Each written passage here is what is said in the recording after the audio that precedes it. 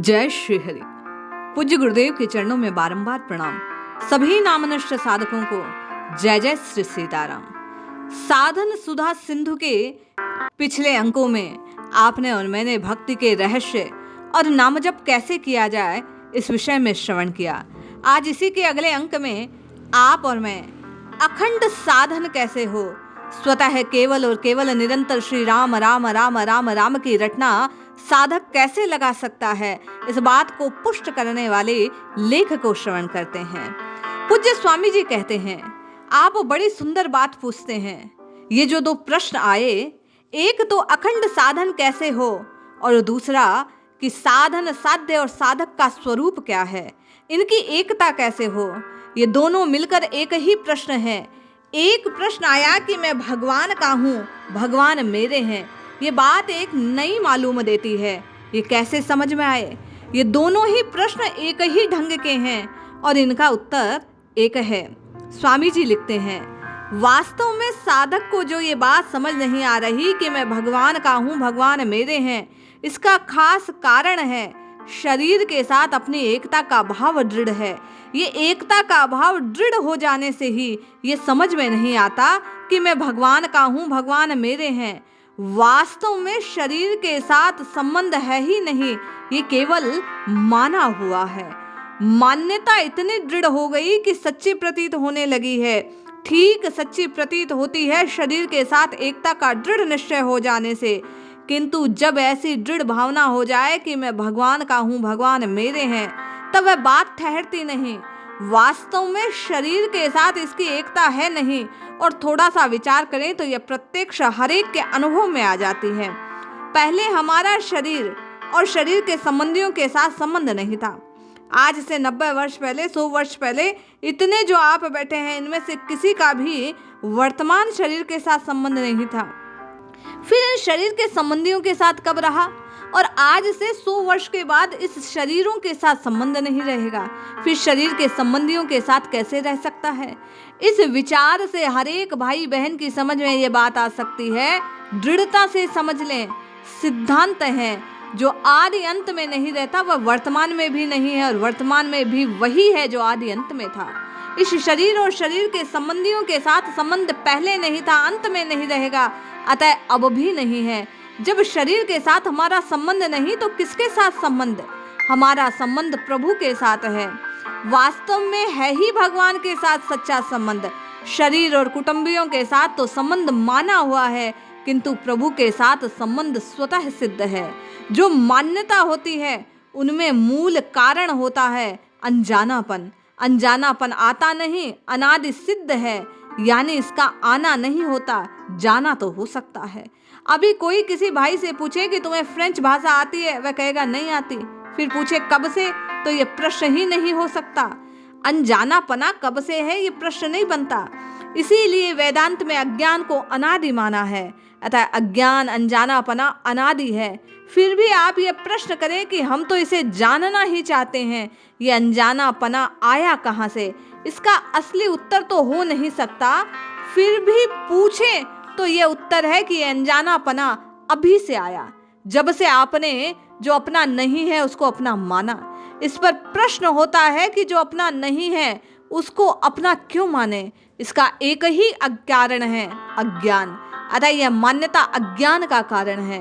दूसरी बात यह है कि हमने माना था इसको तत्व को जानने के लिए और उसे ही हम भूल गए, उसको अपना मान बैठे। पूज्य स्वामी जी लिखते हैं, जैसे भारतीय संस्कृति के अनुसार द्विजातियों के लिए विधान है कि पहले ब्रह्मचर्य आश्रम का पालन हो, फिर गृहस्थ बनो।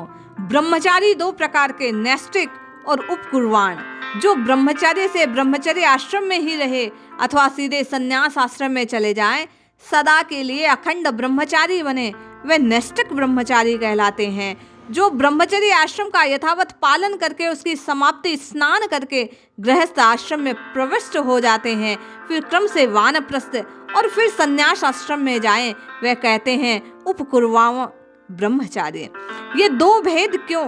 ये दो भेद इसलिए हुए कि मानव शरीर मिला है परमात्म प्राप्ति के लिए, और जो परमात्मा की प्राप्ति चाहता है उसको संसार का त्याग करना पड़ता है। संसार त्याग की बात सुनकर हम डर जाते हैं, पर संसार के त्याग का अर्थ ये नहीं है कि हम यहाँ से भागकर चले जाएं, जंगल में ही चले जाएं। तो क्या जंगल संसार नहीं है? और जिस शरीर को लेकर जाते हैं वह शरीर क्या संसार नहीं है? संसार के त्याग का मतलब है शरीर, इंद्रियां, अंतःकरण, मन, बुद्धि, प्राण आदि पदार्थों में अहर्ता ममता का त्याग। यही संसार का त्याग है। परमात्मा की प्राप्ति चाहते हो तो संसार का त्याग करना है, अर्थात सांसारिक वस्तुओं के साथ अहर्ता ममता नहीं रख सकेंगे। अहर्ता ममता रखोगे तो परमात्मा की प्राप्ति नहीं होगी, ये बात निश्चित है। पूज्य स्वामी जी लिखते हैं, जब तक त्याग करते हैं तब तक हमारे मार्ग में बाधा देने वाली भोगों की राग वृत्ति, संग्रह और सुख की आसक्ति आती है। सांसारिक सुख लेने, भोगों का सुख लेने, सुख का संग्रह लेने की आसक्ति त्याग में बाधक है। ब्रह्मचर्य आश्रम में ऐसा विचार किया जाए कि इसका त्याग करके परमात्मा की ओर चलना है, तो विचार द्वारा, विवेक द्वारा, शास्त्र द्वारा, उपदेश द्वारा हम इनको छोड़ना चाहते हैं, पर कैसी जबरदस्ती हो रही है कि छूटते नहीं, किसी तरह छोड़ सकते नहीं। तब कहा गया कि तुम अब गृहस्थ आश्रम में जाओ, इसे देखो पदार्थ क्या है और कैसे हैं। पूज्य स्वामी जी कहते हैं, किंतु जब हम विचार के द्वारा इनको छोड़ने में समर्थ हो जाते हैं तब हम कहते हैं तुम नैष्ठिक ब्रह्मचारी बन जाओ। तो ये दो पद वहां से इसलिए हुए कि अधिकारी दो तरह के हैं। गृहस्थ आश्रम का धारण करना किस लिए हुआ? विचार द्वारा जिस भोग शक्ति का हम नाश न कर सके उसका ज्ञान कर, उसे जानकर, समझकर, भोग कर उस तत्व को समझ में आ जाए, तब उसका त्याग कर दें। इसलिए निष्कर्ष यह है कि गृहस्थ आश्रम को धारण करना त्याग के लिए होता था, न कि राग के लिए, सदा फंसने के लिए। ये राग करना हमारी संस्कृति नहीं है। पूज्य स्वामी जी कहते हैं, जैसे ये सिद्ध हो गया कि गृहस्थ आश्रम में हम क्यों प्रविष्ट हुए, त्याग के लिए, वैसे ही अज्ञान से हमने ये संबंध क्यों जोड़ा, त्याग के लिए। इसीलिए हमें अपना माना, त्याग पहले क्यों नहीं हुआ, त्याग कर नहीं सके। अतः गृहस्थ आश्रम को अपनाना, गृहस्थ आश्रम को अपनाकर क्या करें? गृहस्थ आश्रम को अपनाकर शास्त्रीय रीति के अनुसार उसका पालन करना चाहिए। शास्त्रीय रीति शास्त्र में लाते ही भोगों में सीमितपना आ जाएगा, देश, काल, वस्तु सब सीमित हो जाएंगी, और सीमित होकर उसके नियम भी हो जाएंगे कि ऐसे ऐसे भोग करना चाहिए। अतः सीमित पदार्थों के साथ संबंध और नियम पूर्वक भोगने का संबंध, ये दो बातें रहेगी। किसी को धर्म कहते हैं, यानी धर्म के अनुसार गृहस्थ आश्रम का पालन करो, फिर क्या होगा? उच्छृंखल भोग नहीं भोग सकते। पूज्य स्वामी जी लिखते हैं, धर्म के अनुसार गृहस्थ आश्रम का पालन करने से क्या होगा? उच्छृंखल भोग नहीं भोग सकते। इससे एक तो हमारा जीवन नियमित हो जाएगा और दूसरी उसमें एक विलक्षण व्रत हो जाएगी। हमारा उद्देश्य त्याग का रहेगा। ये दो चीजें एक साथ होने से वैराग्य अवश्य होगा। धर्म के विरति जोगते ज्ञाना, ज्ञान मोक्ष पद वेद बखाना। धर्म ते विरति, एक स्त्री के साथ विवाह करो तो सीमित हुआ ना। एक गृहस्थ में रहो, एक परिवार में रहो, एक घर में रहो, ये तुम्हारा नहीं, तो ये तुम्हारा ही अपना कैसे? जब सारा संसार एक है तो एक घर आपका कैसे, एक परिवार आपका कैसे, उतने ही रुपए आपके कैसे? ये समष्टि पदार्थों से नमूना आपको दे दिया गया। इस नमूने के साथ न्याय युक्त बर्ताव करते हुए, सबका पालन पोषण करते हुए आप इनके सुखों को लें और भोगें। भोग कर देखें इनका नमूना। किस लिए? त्याग के लिए। तो स्वतः आपका त्याग होगा, धर्म का अनुष्ठान करने से वैराग्य होगा, और होता भी है। पूज्य स्वामी जी कहते हैं, भागवत में लिखा है, धर्म का अच्छी तरह अनुष्ठान किया जाए और भगवान के चरणों में यदि प्रीति उत्पन्न न हो तो धर्म का अनुष्ठान हुआ ही नहीं। ये केवल परिश्रम है, परिश्रम, श्रम एव ही केवलम। ये नियम है कि धर्म पूर्वक विषयों का सेवन करने से वैराग्य होता है। सोचिए, धर्म पूर्वक सेवन का क्या उद्देश्य? राग को मिटाने के उद्देश्य से। जब राग की प्रबलता होती है तो मनुष्य धर्म कर्म नहीं देखता, फिर तो राग पूर्वक विषय सेवन करता है। उस विषय सेवन तो उस विषय का राग बढ़ता है, वैराग्य नहीं होता। आज बूढ़े हो जाने पर भी वैराग्य नहीं होता। कारण क्या? भोग भोगने के लिए भोग भोगते हैं, राग पूर्वक भोग भोगते हैं, सुख लेने के लिए भोग भोगते हैं। इससे वैराग्य ब्रह्मा जी की आयु समाप्त हो जाएगी तब भी नहीं होगा। उद्देश्य यदि इसके तत्व को जानकर त्याग का है तो नियम पूर्वक विषयों को भोगने से अरुचि हो जाती है। अतः हम सब देखते हैं, संतों ने कहा, गुल सोर बबूला आग हवा सब, कीचड़ पानी मिट्टी। हम देख चुके इस दुनिया को सब, ये धोखे की मिट्टी। चाक चाक सब छाड़िया, माया रस खारा हो, नाम सुधा रस पीजिए, छिन बारंबारा हो, लगे हमें राम पियारा हो। चाक चाक जब छाड़िया, माया रस खारा हो, ये कड़वा लगेगा पर स्वतः छूटेगा।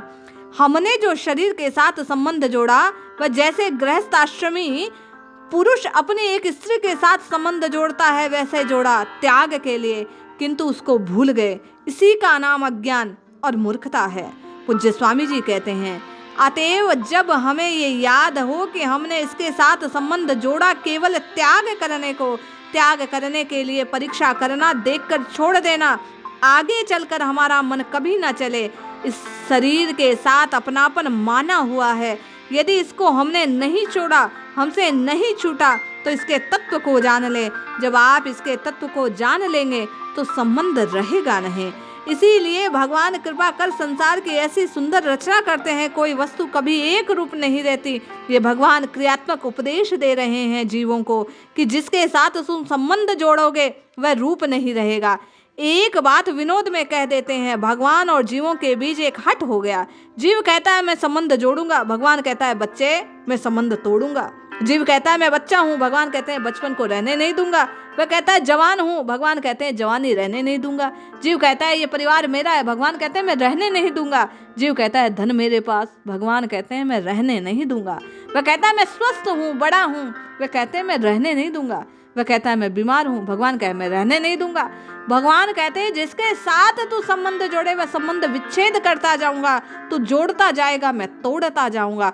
जहां संबंध तोड़ने का अर्थ आगे नया संबंध न जोड़ना, तब पुराना संबंध अपने आप टूट जाएगा, क्योंकि वह टूटने वाला ही है। अंत है तो ही तजेंगे पामर, तू न तजे अब ही ते, मन पछते ही अवसर बीते, राम राम भज प्यारे। ये तत्व जानने से संबंध जोड़ा है, न कि संबंध रखने के लिए। और तो क्या कहें। पूज्य स्वामी जी लिखते हैं, आप जिनको संत महात्मा विरक्त त्यागी अच्छे पुरुष मानते हैं, इनके साथ संबंध जोड़ना वास्तव में संबंध तोड़ने के लिए है। ये बात कड़वी लगती है पर बात यही है। गृहस्थ आश्रम छोड़कर साधु बन गए, गुरुजी के साथ संबंध जोड़ा, गुरुजी के साथ संबंध रखने के लिए थोड़े जोड़ा। गुरुजी बता देंगे भाई तुम्हारा संबंध सदा रहने वाले असली स्वरूप के साथ है, इन सबके साथ संबंध रहने वाला नहीं है। केवल और केवल नित्य मान लेते हैं, यही गलती करते हैं। हमने जो शरीर के साथ संबंध मान लिया, इसी से यह गलती हुई। तो अब क्या करें? मैं शरीर हूँ, ये भाव होने से मैं भगवान का हूँ, भगवान मेरे हैं, यह बात समझ नहीं आती। समझ में न आने के कारण शरीर के साथ तादात्म्य संबंध रहता है। जीव वास्तव में परमात्मा का है और परमात्मा जीव के हैं, ये इसका असली संबंध है। इसीलिए जो अच्छे संत महात्मा होते हैं वे यही उद्देश्य रखते हैं, यही उपदेश देते हैं कि तुम परमात्मा के हो, परमात्मा तुम्हारे हैं, तुम शरीर नहीं हो। पूज्य स्वामी जी लिखते हैं, जब तक शरीर के साथ मैंपन बना रहेगा तब तक साधन अखंड नहीं होगा। ये प्रश्न था कि अखंड साधन कैसे हो? जब तक आपका इस शरीर में मेपना, मेरापन, तब तक अखंड साधन बनता नहीं। जरा ध्यान दे, अखंड क्या होता है? जो खंड नहीं होता। पूज्य स्वामी जी कहते हैं जो मेपन है वह अखंड होता है। आपको कभी भी पूछा जाए यही होगा, मैं हूँ। आपको आप चाहे याद रखें या बिल्कुल गाढ़ नींद में जाएं, चाहे व्यवहार में बिल्कुल भूल जाएं, परंतु अमुक वर्ण का, अमुक आश्रम का आपको बिना याद किए याद रहता है, बिना स्मृति के स्मरण रहता है।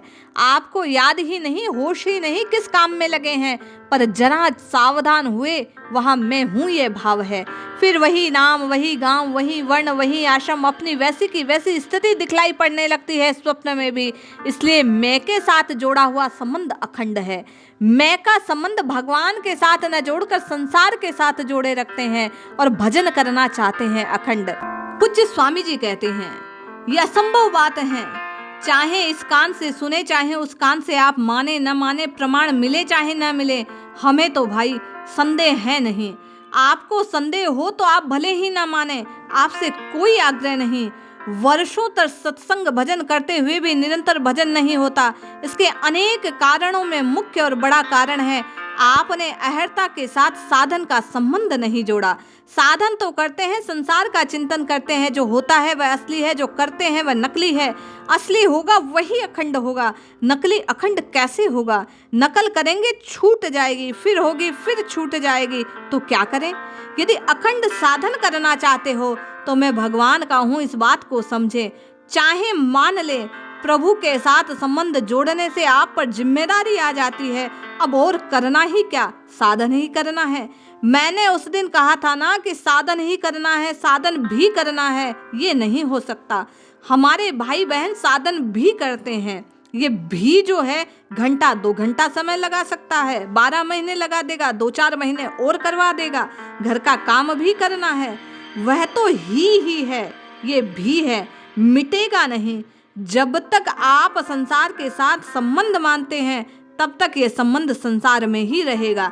जब आप और मैं इस बात को स्वीकार कर लेंगे कि भजन ही करना है, उसी दिन उसी समय आपका और मेरा अखंड भजन बनने लगेगा। इसलिए प्रयास कीजिए, पुकारिए नित्य निरंतर, केवल और केवल भगवान को अपना मानकर, अपने को भगवान का मानकर केवल भगवान के नाम को पुकारिए, निश्चित कल्याण होगा। जय श्री हरि।